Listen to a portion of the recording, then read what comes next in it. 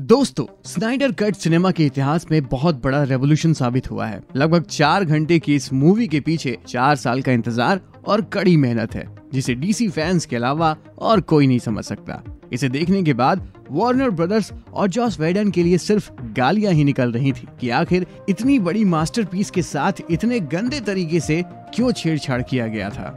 खैर, Snyder cut से एक बहुत ही बड़ा इंपॉर्टेंट टर्म निकल कर सामने आया था, जिसने सबको सोचने पर मजबूर कर दिया था कि आखिर अब ये कौन सी आफत आ गई है। उस टर्म का नाम है the anti life equation.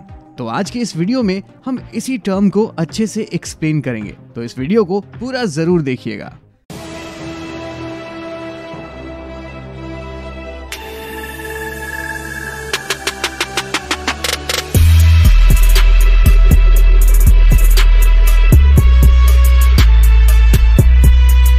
The anti life equation यह एक मैथमेटिकल फॉर्मूला है जिससे किसी भी लिविंग थिंग के माइंड को कंट्रोल किया जा सकता है। थ्योरेटिकली ऐसा इसलिए पॉसिबल है क्योंकि इस इक्वेशन के वेरिएबल ह्यूमैनिटी के सबकॉन्शियस माइंड में पहले से ही फीड है। इस इक्वेशन का अगर सही तरीके से इस्तेमाल किया जाए तो पूरी दुनिया की किस्मत बदल सकती है, लेकिन अब चीजों का सही इस्तेमाल है तो उसका गलत इस्तेमाल भी होगा। यह इक्वेशन अगर गलत हाथों में पड़ जाए तो बहुत ही खतरनाक तरीके से एक हथियार के तौर पर इस्तेमाल किया जा सकता है। एक साथ ही एक ही समय में पूरी दुनिया का ब्रेन वॉश करके उसे अपना गुलाम बनाया जा सकता है। देखा आपने, ये कितना भयानक इक्वेशन है। इसीलिए डार्क साइड, जिसे द लॉर्ड ऑफ एपोकलिप्स भी कहा जाता है, इस इक्वेशन को लेकर काफी हिंसक रहता है। उसने इस इक्वेशन को मार्शियन लाइफ थ्योरी से सीखा है। इस इक्वेशन का रेफरेंस हम लोग animated movie justice league apocalypse war में देख चुके हैं, जहां डार्क साइड ने सुपरमैन पर इसका इस्तेमाल करके अपना गुलाम बना लिया था। जिस तरह थैनोस के लिए इन्फिनिटी स्टोन मायने रखता था, ठीक उसी तरह से डार्क साइड के लिए यह एंटी लाइफ इक्वेशन मायने रखता है। इतना सब कुछ जानने के बाद एक बड़ा सवाल निकल कर आता है कि आखिर इस इक्वेशन का इस्तेमाल किस प्रकार से किया जा सकता है। तो डीसी कॉमिक्स के अनुसार इस इक्वेशन को एक इंफॉर्मेशन के रूप में इस्तेमाल किया जा सकता है। कुछ थ्योरीज का मानना है कि इसका किसी भी वायरल इन्फेक्शन या प्लेग के रूप में भी इस्तेमाल किया जा सकता है, लेकिन यह पॉइंट सरासर बेसलेस है। मतलब अगर कहीं कोई इस इक्वेशन को पढ़ लेगा या सुन लेगा तो इमीडिएटली वो उसके कंट्रोल में आ जाएगा।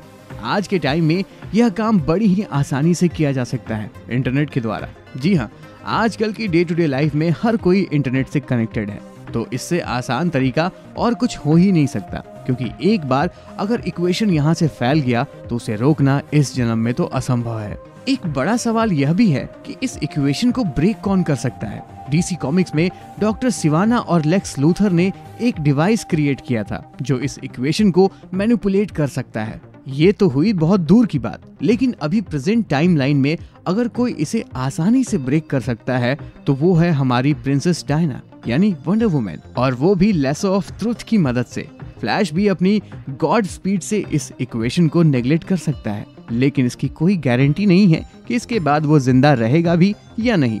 इस इक्वेशन को एंटी लाइफ इक्वेशन इसलिए कहा जाता है क्योंकि अगर किसी ने इसका इस्तेमाल करके आपके ऊपर कंट्रोल पा लिया तो आप एक जिंदा लाश यानी उसके गुलाम बन के रह जाएंगे। अगर ध्यान से देखा जाए तो पूरी की पूरी डीसी यूनिवर्स ड्युअलिटी से भरी हुई है, जहां बैटमैन नैतिक और अनुशासित है, वहीं जोकर हिंसक है। यानी इस यूनिवर्स में हर एक चीज का रेजिस्टेंस यानी प्रतिरोध होता है।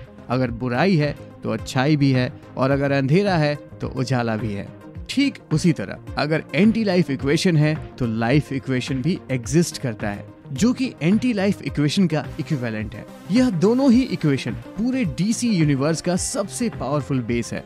तो उम्मीद है कि आपको एंटी लाइफ इक्वेशन का कॉन्सेप्ट अच्छे से समझ में आ गया होगा, और अगर आपके मन में इस टर्म से लेकर कोई सवाल या कंफ्यूजिंग एलिमेंट्स है तो उसे हमारे कमेंट बॉक्स में जरूर बताइएगा। और अगर आपको हमारा ये वीडियो पसंद आया हो तो इसे लाइक, कमेंट, शेयर और चैनल को सब्सक्राइब कर दीजिएगा। मिलते हैं नेक्स्ट वीडियो में। जय हिंद, जय श्री राम।